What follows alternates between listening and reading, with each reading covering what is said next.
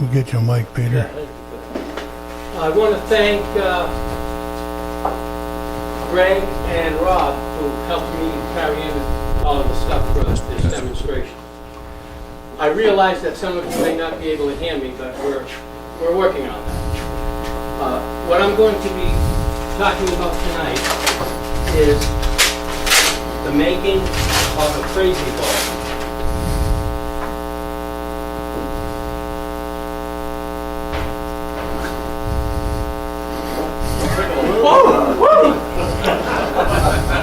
That's the fringe benefits. Okay. The coffee mug after that. Let's see. Let's turn it on there. Okay. Oh, you turned me on. This is what I call a crazy ball. It got its name, I made it, and I showed it to a friend of mine and said, man, that's crazy. So, this is the crazy ball. It's made with a hole saw, with a series of hole saws. And what I want to do tonight is just quickly go over the steps. You can design your bowl to be whatever diameter you wish, and you can have as many rings as you wish. It is a segmented project, but it's a segmented project on steroids. I'd like to pass this around so you can take a close look at it. A few weeks ago, I talked about making a bowl with a scalloped edge. And several people came on Thursday and Saturday and they made a bunch of bowls. I realized that not all of us are segmented wood turners, and you may use that same technique of using a hole saw to make incorporate that design into a cheese board or a presentation board, as they're sometimes called.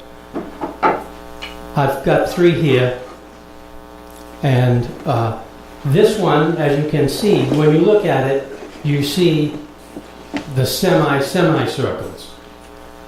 When you look at this one, you see the veneer that replaces the kerf of the hole saw. So I'm going to pass these around too. So if you're thinking, well, I'm not a segmented turner and this isn't going to be of any interest to me, think again.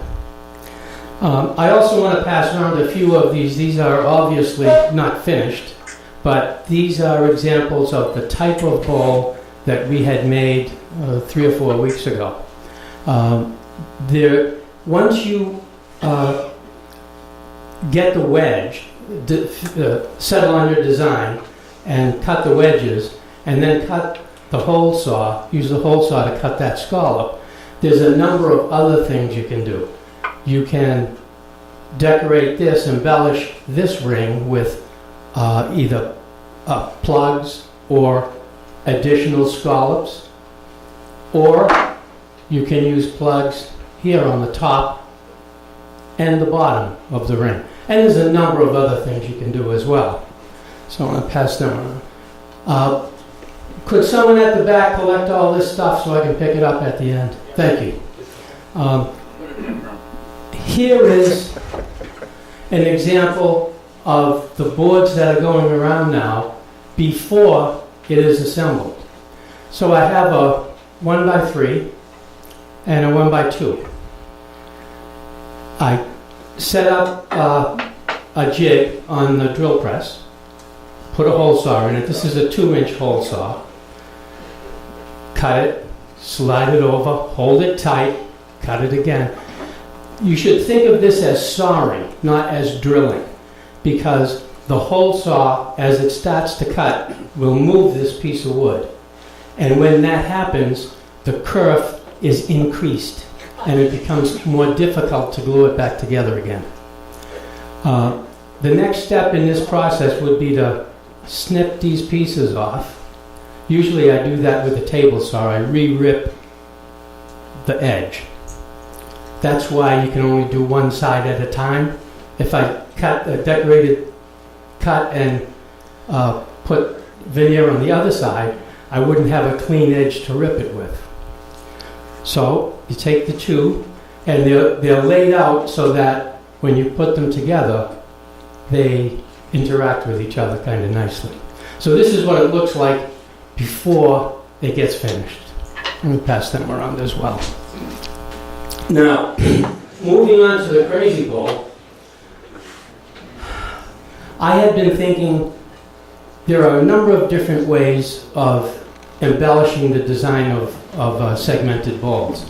One way is to embellish the wedge itself. Another is to embellish the space between the wedges by using different colored veneers or even wider pieces of wood. Another is to glue the two wedges together, but instead of a straight line, which is what all of these have, a straight line that goes right into the center, use a hole saw and put a curving line in. Glue in some veneer, glue the two wedges back together again, and just repeat that process all the way around. You can also embellish the bases, and there's a number of different ways of doing that. With the Crazy Bowl, what I did was I took a 1x3. Here is one that I started but haven't finished. And you can see I used a 2-inch hole saw and a 3-inch hole saw. And I've obviously, this is in process. I'm going to put the rest of these pieces in tonight, show you how I do that. And then I'm going to take this piece, which is completed, and I'm going to chop it and show you how to assemble a ring with it. It's really a fairly simple process. The most difficult part is to make a jig. This is the jig I use on my drill press.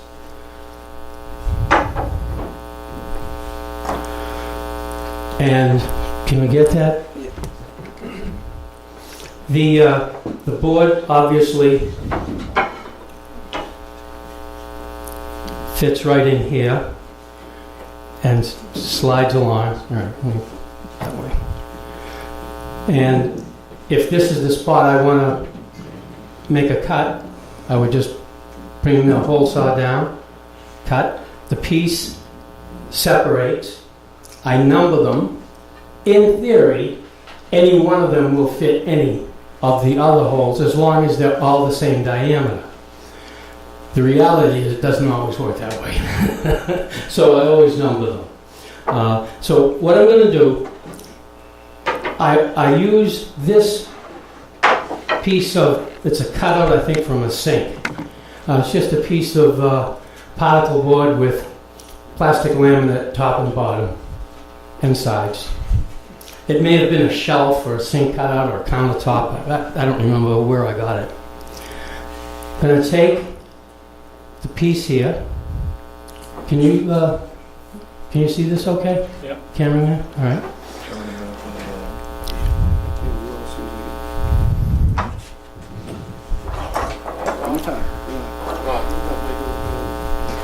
Okay, I have three small wedges, or small semicircles. Before I glue these in, I want to explain why I call them semicircles. When I first started doing this, I would take the wedge.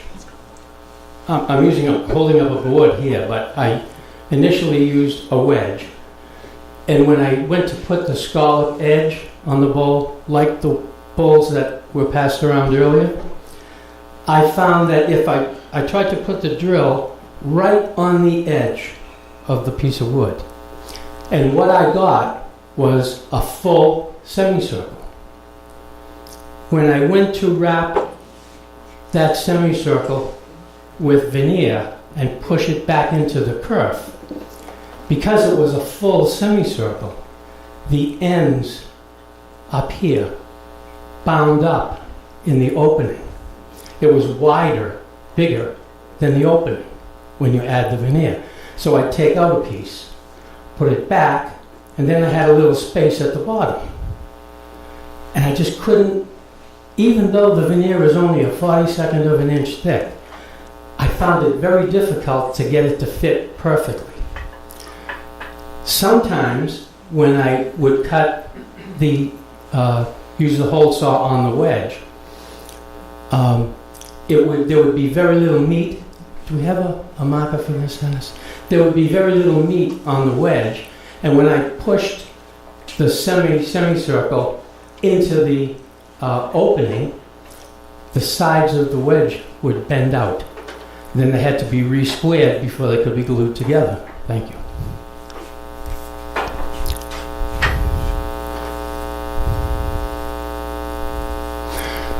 So there's my wedge. I cut that out. When I tried to push the full semicircle back in, it would bind up right here and right here. And when I took the veneer away, and I used 4 sheets or 4 strips of veneer, and that seems to work perfectly. What I found, if I cut this off, then it just dropped right in and fit fine. The veneer just sort of bulged out and flew up off here, and it worked. So I looked at it and I said, I don't want to go around and cut every one of these. This is a pain in the ass. So I said, how else can I do this? And what I found,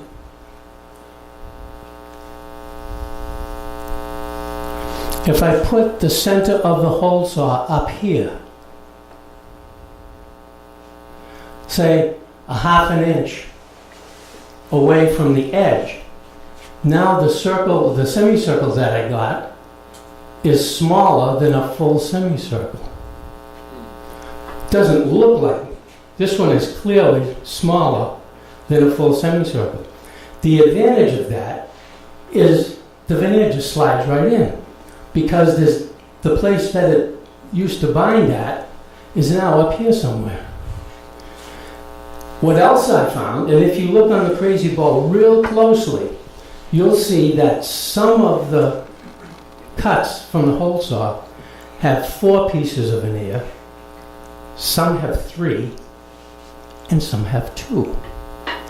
The further away you spot the center, and the smaller the semicircle, the more latitude you have in how many pieces of veneer you use to fill the curve. So I started playing around with it. I said, this is easy now. So I usually maintain a setback, what I call a setback. You see the hole right here? Can you see that? That hole is set back from the edge, just enough that 4 pieces of veneer work perfectly in there. Now, if I wanted to move that back further, I would end up with a smaller circle. And you have the option with a smaller circle to use 2 or 3 or 4 pieces of edge banding or veneer. I switched from veneer to edge banding because when you slice your own veneer, sometimes you'll cut it exactly at 3/4, and sometimes it'll be a smidge under, and sometimes a smidge over. And when you gang them up and you go to push them down, you're only pushing really on the widest piece. So if you've got several pieces and you're pushing down, they don't all line up at the bottom the way they should, if they were all the same size. So when you buy edge banding, I usually buy it in 500-foot rolls. This is 3/4 of an inch. It's 3/4 of an inch over here. It's 3/4 of an inch wide here. It's 3/4 of an inch here.